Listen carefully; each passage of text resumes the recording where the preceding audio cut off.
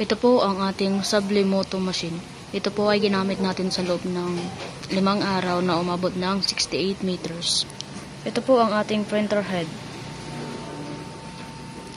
At yun naman po ang cupping. Head clean.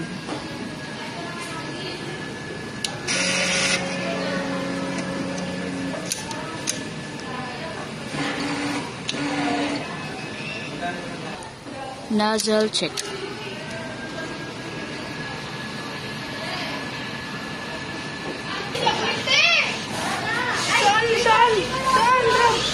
Ito?